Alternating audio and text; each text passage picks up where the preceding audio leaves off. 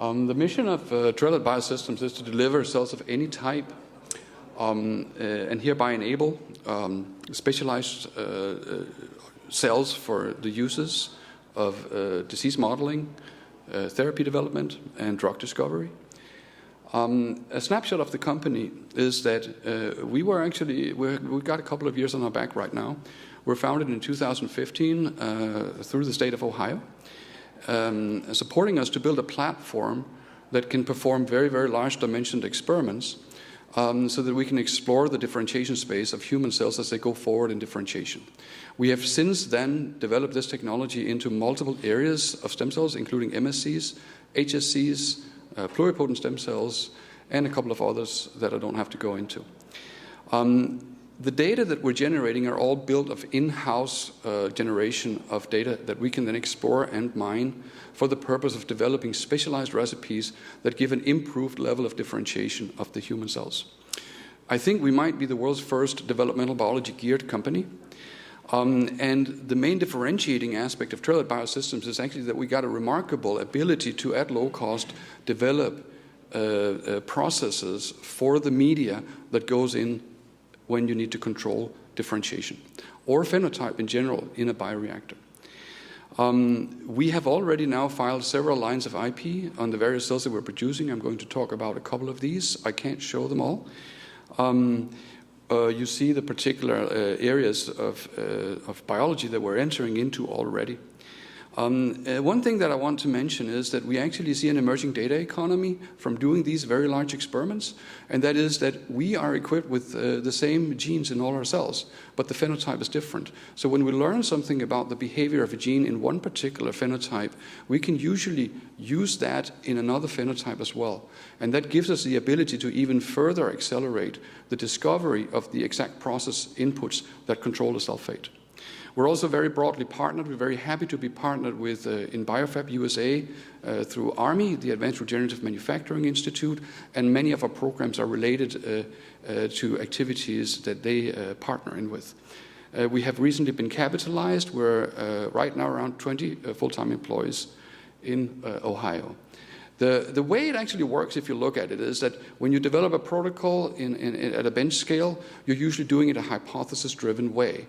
A person comes in with an idea, tests this hypothesis, gets data, and incrementally moves this forward, but never explores that space of differentiation in the way that the cell senses it, which is always multidimensional. What we're doing instead of this typical bench-driven, hypothesis-driven research is that we're empirically testing a very large space at the same time, usually 12 dimensions of inputs, so that we can statistically qualify every single time that a particular factor is interacting with another to elicit a desired outcome, say, for instance, that the cell differentiates into a lineage that we're liking. So just to make it sure that you know that we're not really mining other people's data. Yes, we like scRNA-seq data sets. We can align up to look for the states of expression in such data sets, but we're not actually using that to understand how to control a cell fate. We have to generate the experimental data in-house to understand how the cell actually behaved. So we are what we call empiricists. In other words, we are scientists that uses, in this case, robotics to execute the experiments and computers to design the experiments, because no human mind is equipped to actually do that. So when you look at what features that then emerge for the protocols that are now coming out from doing this, is that they stand remarkably different to what you usually see when you look at a paper published on how to generate a specialized cell. So as common of these features are listed here. We have decided to simply always go back to the beginning. We built these protocols up from scratch. Why do we do that? That's because we are not actually believing that the first stage of differentiation by any publication necessarily is the best. So therefore, we are exploring that space in the published literature to see if we can find and validate what we already know, or if we can enhance it, which we have actually done in multiple cases. So we build them from scratch and we move forward and we end up getting a multi-stage protocol coming out of this. If it's different, we file for IP. If it's the same, then of course we have to do a freedom to operate analysis of that. The protocol is always data-driven. It's not hypothesis-driven, as I was saying. It means that we're less cognitively biased towards wanting to work on something that was already based off what the company did.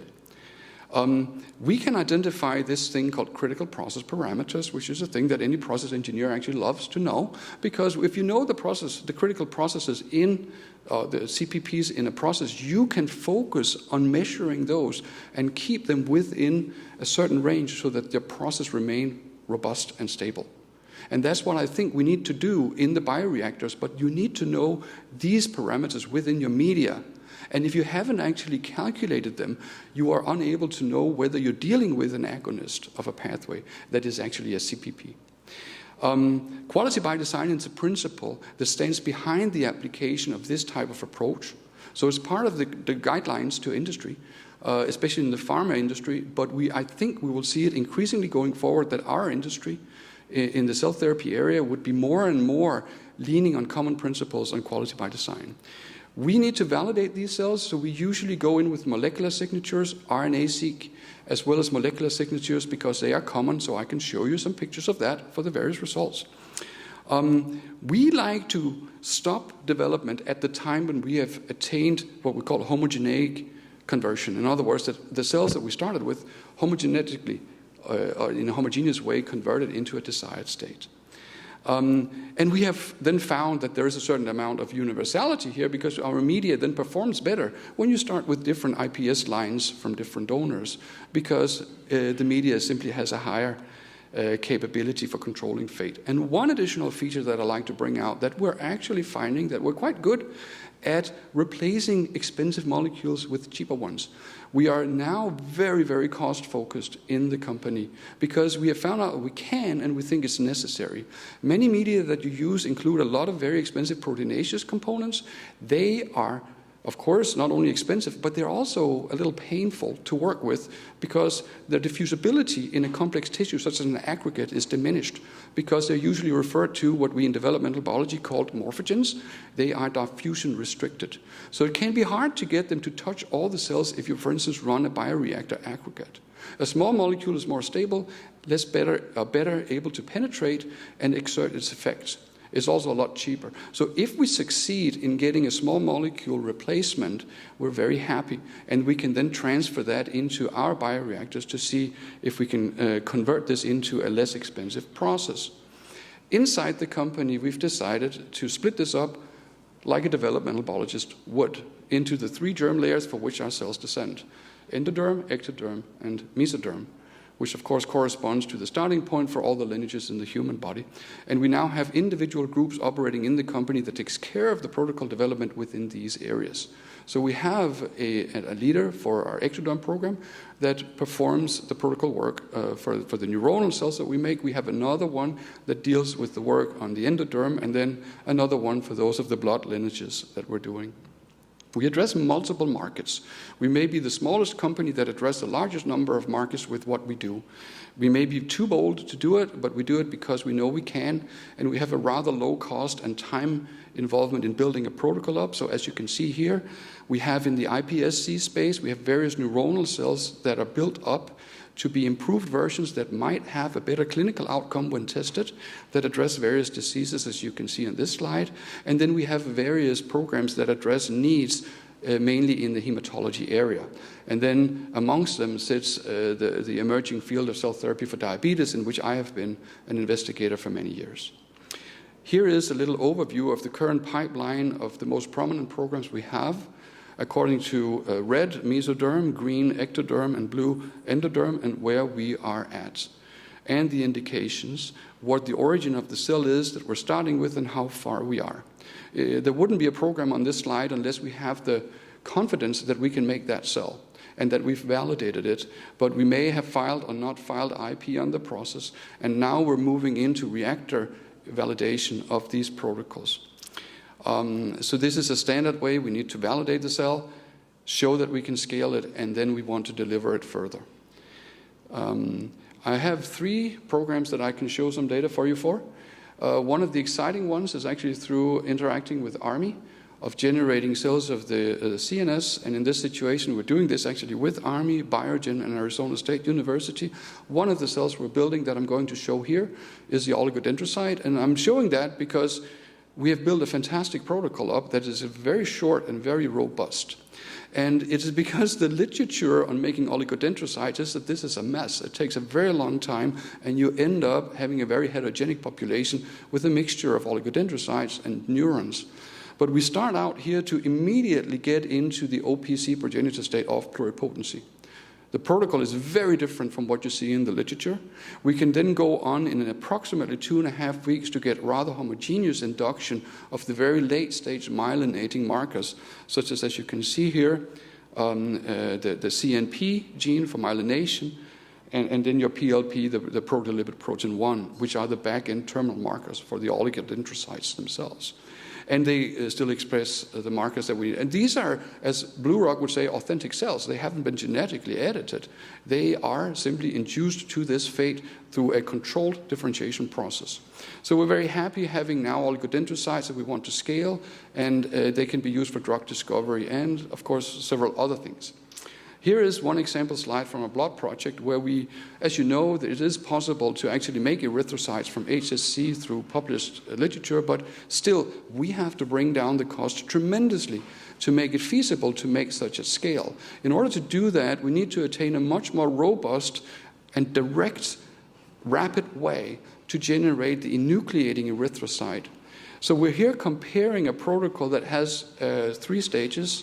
The first 2 stages have been developed, and I can show you the results of that, where we very quickly actually move up to a state that expresses GATA1 and then the transferrin receptor, and then moves on to express glycophorin A and the hemoglobins. And we can compare with this published protocol that is more expensive on the efficiency of this process. How quickly can we walk the cell up to the state we want, and then further into next stage, so we simply follow the standard differentiation schema going through the usual megakaryocyte erythrocyte progenitor cell onto a committed erythrocyte, and then to get an enucleation process going. If you don't have the media that can do that, your bioreactors won't perform, and your eventual packed red blood cells will not really be up to par. So here is one last one, and that is on the beta cells. We did the same thing. We started from scratch. Everybody knows, most people know, the diabetic field started with de Moor's paper in 2005 for making beta cells out of embryonic stem cells, and we're now plus 15 years in. And we still don't have a protocol that's really that good. We wanted to see if we could build a protocol up. We found a way to actually make what's actually called the dorsal pancreas. It is so different from the published literature. There's no activin use in this. It is not a definitive endoderm induction with the standard Wnt and then a DE inducing step with activin. This is entirely small molecule and effectively generates a pool of cells that we qualify as dorsal endoderm that then takes on the pancreatic fate.